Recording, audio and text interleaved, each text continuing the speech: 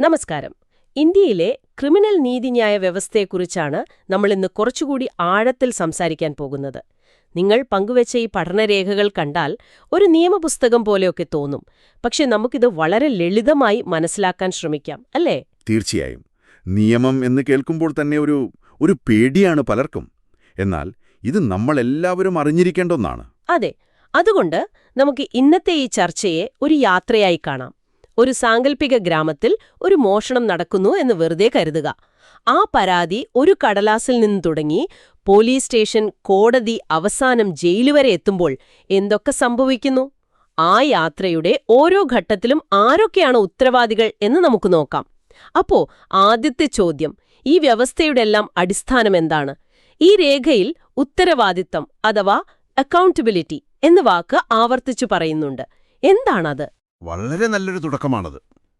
ഉത്തരവാദിത്വം എന്ന് പറഞ്ഞാൽ, അതായത് ഓരോ സർക്കാർ സ്ഥാപനത്തിനും അവൾ ചെയ്യുന്ന കാര്യങ്ങൾക്ക് പൊതുജനങ്ങളോടും നിയമത്തോടും ഒരു കടപ്പാടുണ്ട് എന്നതാണ്. പോലീസ് അവരുടെ ജോലി ശരിയായി ചെയ്യുന്നുണ്ടോ, കോടതികൾ കൃത്യസമയത്ത് നീതി നൽകുന്നുണ്ടോ, ഇതെല്ലാം ഉറപ്പുവരുത്തുന്ന ഒരു സംവിധാനമാണിത്. മെച്ചപ്പെട്ട ഭരണമെന്നാൽ ശരിക്കും ഇതാണ്.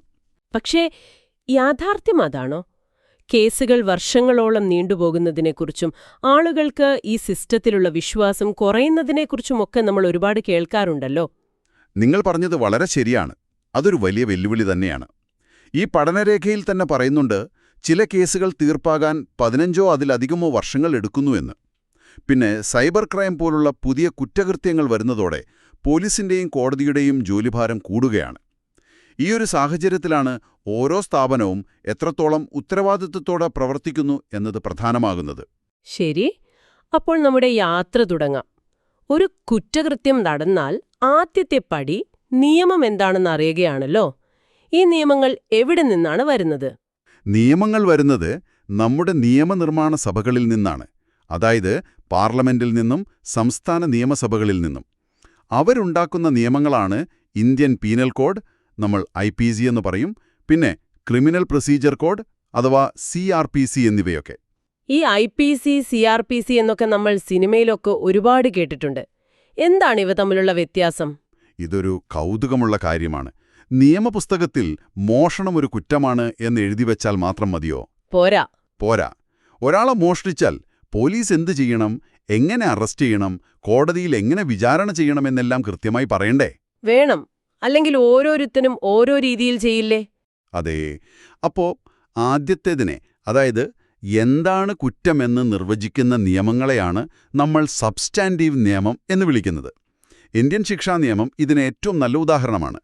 രണ്ടാമത്തേതിനെ, അതായത് എങ്ങനെ നടപടിയെടുക്കണം എന്ന് പറയുന്നതിനെയാണ് പ്രൊസീജറൽ നിയമം എന്ന് പറയുന്നത്. ക്രിമിനൽ നടപടിച്ചട്ടം അഥവാ CRPC. അതാണ്. ഒന്ന് നിയമത്തിന്റെ ആത്മാവാണെങ്കിൽ മറ്റേത് അതിന്റെ ശരീരമാണ് എന്ന് പറയാം. കൊള്ളാം. ആ താരതമ്യം നന്നായിട്ടുണ്ട്. മനസ്സിലാക്കാൻ എളുപ്പമുണ്ട്. അപ്പൊ നിയമം റെഡി. ഇനി ഇത് നടപ്പാക്കാൻ ഒരാൾ വേണ്ടേ? അവിടെയാണ് പോലീസിന്റെ വരവ്. കുറ്റകൃത്യം നടന്നാൽ നമ്മൾ ആദ്യം ഓടിച്ചെല്ലുന്നത് പോലീസ് സ്റ്റേഷനിലേക്കാണല്ലോ. അതെ. പക്ഷെ പോലീസിന്റെ ജോലി കുറ്റവാളികളെ പിടിക്കുക എന്നത് മാത്രമല്ല. ട്രാഫിക് നിയന്ത്രിക്കുന്നതും വലിയ സമ്മേളനങ്ങൾക്ക് സുരക്ഷ നൽകുന്നതും ലഹളകൾ നിയന്ത്രിക്കുന്നതുമെല്ലാം അവരുടെ ചുമതലയാണ്.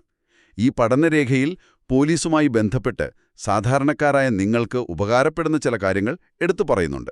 അതെ. പോലീസുമായി ബന്ധപ്പെടുമ്പോൾ സാധാരണക്കാർക്ക് പലപ്പോഴും അവരുടെ അവകാശങ്ങളെക്കുറിച്ച് വലിയ ധാരണയുണ്ടാവില്ല. ഉദാഹരണത്തിന് ഒരു FIR ഫയൽ ചെയ്യുന്നതിനെക്കുറിച്ച് എന്താണിതിൽ പറയുന്നത്? തീർച്ചയായും. പലരും നേരിടുന്ന ഒരു പ്രശ്നമാണ് ഇത് ഞങ്ങളുടെ സ്റ്റേഷൻ പരിധിയിൽ വരില്ല എന്ന് പോലീസ് പറയുന്നത്. എന്നാൽ നിയമമനുസരിച്ച് ഒരു ഗുരുതരമായ കുറ്റകൃത്യത്തെക്കുറിച്ചുള്ള പരാതി ലഭിച്ചാൽ പോലീസിന് അധികാരപരിധിയുടെ പേരിൽ FIR രജിസ്റ്റർ ചെയ്യാതിരിക്കാൻ കഴിയില്ല. അവർക്ക് ഒരു 0 FIR രജിസ്റ്റർ ചെയ്ത് കേസ് ബന്ധപ്പെട്ട സ്റ്റേഷനിലേക്ക് കൈമാറാം. ഇത് പലർക്കും അറിയാത്ത ഒരു പ്രധാന അവകാശമാണ്. ഓഹോ, അങ്ങനെ ഒരു സംവിധാനമുണ്ടല്ലേ? ഉണ്ട്. അതുപോലെ FIR രജിസ്റ്റർ ചെയ്താൽ അതിന്റെ ഒരു കോപ്പി സൗജന്യമായി പരാതിക്കാരന് നൽകണമെന്നും നിയമമുണ്ട്. ഇത് വളരെ പ്രധാനപ്പെട്ട ഒരു അറിവാണ്. ഇനി അറസ്റ്റിന്റെ കാര്യമോ? അറസ്റ്റ് ചെയ്യുമ്പോൾ ഒരു പൗരൻ എന്ന നിലയിൽ നമ്മുടെ അവകാശങ്ങൾ എന്തൊക്കെയാണ്? അറസ്റ്റ് ചെയ്യപ്പെടുന്ന വ്യക്തിക്ക് എന്തിനാണ് തന്നെ അറസ്റ്റ് ചെയ്യുന്നത് എന്ന് അറിയാനുള്ള അവകാശമുണ്ട്. ഏത് നിയമപ്രകാരമാണ് അറസ്റ്റ് എന്നും വ്യക്തമാക്കണം. വെറുതെ വന്ന ഒരാളെയും പിടിച്ചുകൊണ്ടുപോകാൻ പറ്റില്ല. അതുപോലെ അറസ്റ്റ് ചെയ്ത് 24 മണിക്കൂറിനുള്ളിൽ ഒരു മജിസ്ട്രേറ്റിന് മുന്നിൽ ഹാജരാക്കിയിരിക്കണം. യാത്രയ്ക്കുള്ള സമയം ഒഴിച്ചാണോ 24 മണിക്കൂർ? അതെ, യാത്രയ്ക്കുള്ള സമയം ഇതിൽ നിന്ന് ഒഴിവാക്കിയിട്ടുണ്ട്. പോലീസ് കസ്റ്റഡിയിൽ വെച്ച് ഒരു വക്കീലിനെ കാണാൻ സാധിക്കുമോ? തീർച്ചയായും. കസ്റ്റഡിയിൽ ചോദ്യം ചെയ്യുന്ന സമയത്ത് ഉടനീളം അല്ലെങ്കിൽ ഇടയ്ക്ക് വെച്ച് സ്വന്തം വക്കീലിനെ കാണാൻ പ്രതിക്ക് അവകാശമുണ്ട്. ഇതെല്ലാം ഒരു പൗരന് നിയമം നൽകുന്ന സുരക്ഷാ കവചങ്ങളാണ്. ശരി. കൂടാതെ പോലീസുകാർ അവരുടെ യൂണിഫോമിൽ പേരും റാങ്കും വ്യക്തമാക്കുന്ന നെയിം പ്ലേറ്റ് ധരിക്കണമെന്നും നിയമമുണ്ട്. ഇത് അവരുടെ ഉത്തരവാദിത്വവും സുതാര്യതയും ഉറപ്പാക്കാനാണ്. ശരി. അപ്പോൾ പോലീസ് അന്വേഷണം നടത്തി പ്രതിയെ അറസ്റ്റ് ചെയ്ത് മജിസ്ട്രേറ്റിനു മുന്നിൽ ഹാജരാക്കി. ഇവിടെയാണ് അടുത്ത ഘടകം വരുന്നത്. മജിസ്ട്രേറ്റ് എന്ന് കേൾക്കുമ്പോൾ നമ്മുടെ മനസ്സിൽ വരുന്നത് കോടതിയിൽ വിധി പറയുന്ന ന്യായാധിപനെയാണ്.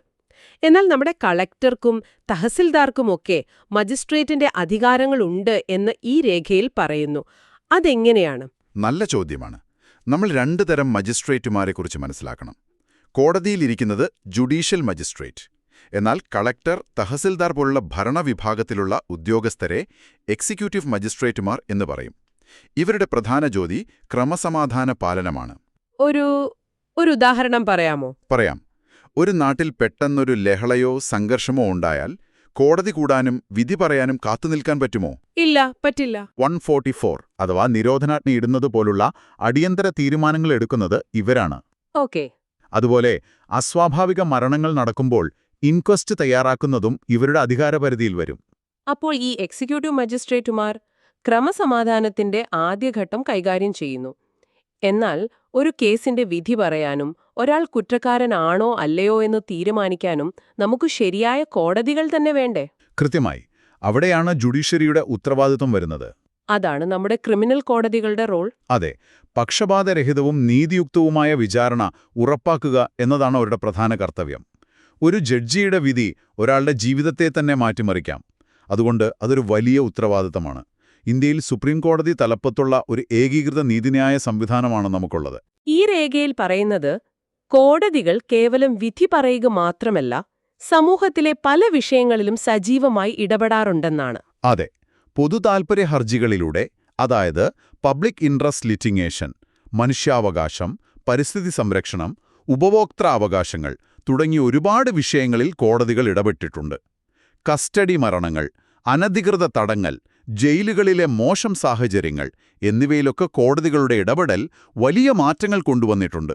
അത് ഭരണഘടനയോടും സമൂഹത്തോടുമുള്ള അവരുടെ വലിയ ഉത്തരവാദിത്തമാണ് കാണിക്കുന്നത്. തീർച്ചയായും. ശരി, കോടതി ഒരാൾ കുറ്റക്കാരനാണെന്ന് കണ്ടെത്തി. ഇനി അടുത്തത് ജയിലിലേക്കാണോ? പണ്ടത്തെ കാലത്താണെങ്കിൽ അതായിരുന്നു ചിന്ത. എന്നാൽ ഇന്ന് കാര്യങ്ങൾ അങ്ങനെയല്ല. ഒരാളെ ജയിലിൽ അടച്ച് സമൂഹത്തിൽ നിന്ന് മാറ്റി നിർത്തുന്നതിനപ്പുറം അയാളെ എങ്ങനെ നന്നാക്കിയെടുക്കാം എന്നതിനാണ് കൂടുതൽ പ്രാധാന്യം, അല്ലേ? തീർച്ചയായും. അതാണ് ആധുനിക ക്രിമിനൽ നീതിന്യായ വ്യവസ്ഥയുടെ കാതൽ.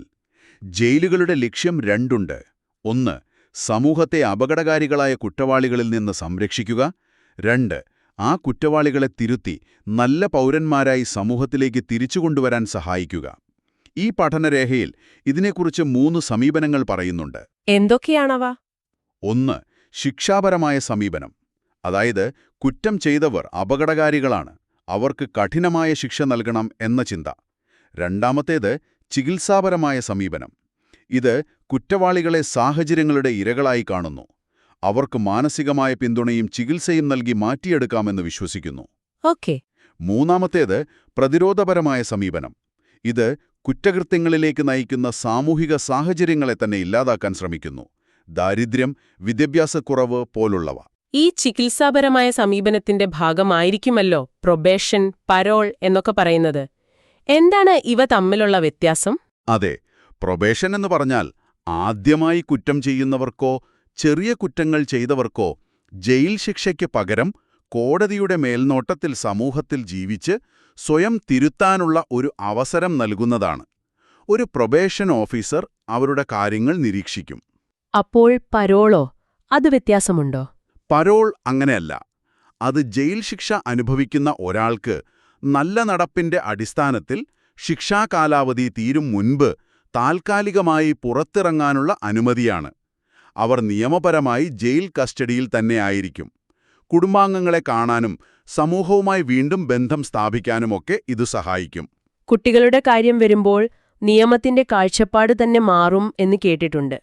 അവരെ മുതിർന്ന കുറ്റവാളികളെപ്പോലെ ജയിലിൽ അടയ്ക്കുകയല്ലല്ലോ ലക്ഷ്യം. ഒരിക്കലുമല്ല. കുട്ടികളെ ജയിലിൽ അടയ്ക്കുന്നത് ഒഴിവാക്കുക എന്നതാണ് പ്രധാനം.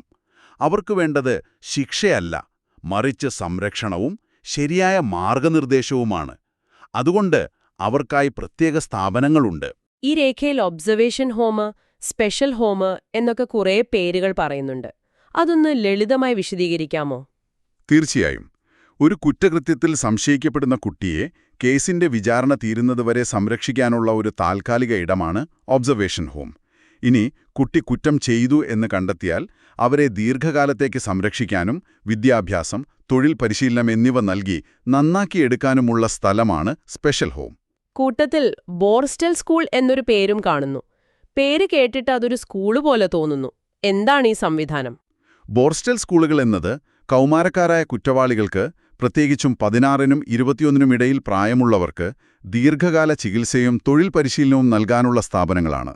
സാധാരണ ജയിലിൽ അടക്കുന്നതിനു പകരം അവരെ തിരുത്താനും ഒരു പുതിയ ജീവിതം തുടങ്ങാൻ സഹായിക്കാനുമുള്ള ഒരിടമാണ്. ശരിക്കും ഇംഗ്ലണ്ടിലെ ബോർസ്റ്റൽ എന്ന ഗ്രാമത്തിൽ നിന്നാണ് ഈ പേര് വന്നത്.